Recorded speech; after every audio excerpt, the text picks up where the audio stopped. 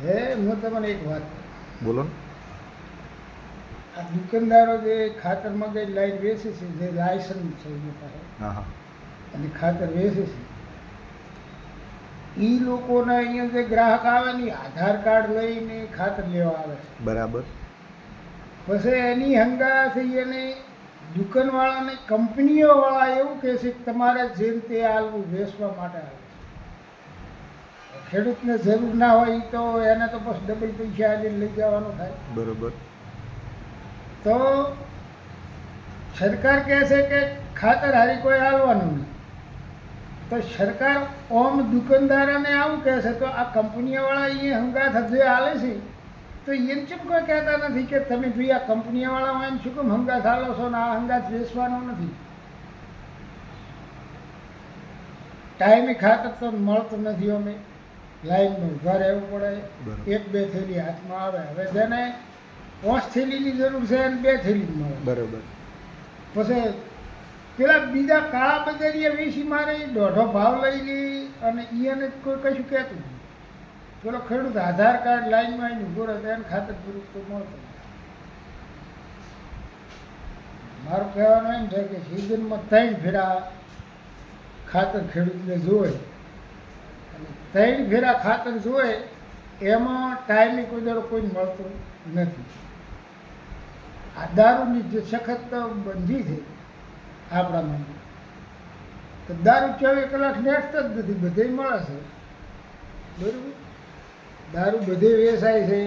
આ ટીવીમાં હમાસા જ્યાં જેટલી ઠેકાણી પકડાય છે એ બધી છે.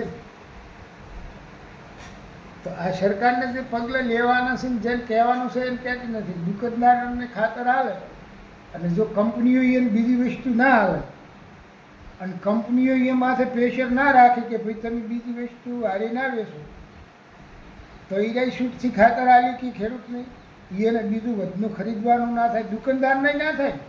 એમાં દુકાનદારનું રોકાણ થાય. તો સરકારને આ બધું કંપનીવાળાને કહેવું જોઈએ ને.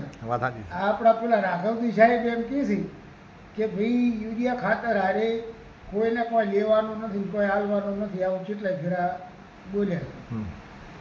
તો એ કંપનીવાળા તો દુકાનદારોને હારે હાલે જ છે. બરાબર. તો પછી એને આ કંપનીવાળાને કહેવું જોઈએ ને કે ભાઈ તમે આ જે દુકાનદાર તમારી પાસે ખાતર લઈ જાય છે એની હંગાત તમે આવું બીજું વધનું શું કેમ આલો છો? વાત સાચી છે. તો એને તો કોઈ કહેતા નથી. કંપની શું સાથે હંગાત હાલે છે? કંપનીવાળા દુકાનવાળાને શું શું ભેળું હાલે છે? કંપનીવાળાને પેલા નેનોના ડબલા હાલતા, પછી બીજી કોઈ ખાતરની કીટું હાલતા હોય. આવા વહીને પકડાવે ને ખેડૂતને હવે જરૂર ના હોય. બરોબર. હવે 2 થેલીવાળાને એને 2 થેલી ખાતર લઈ જવા એને 540 રૂપિયા જોઈએ.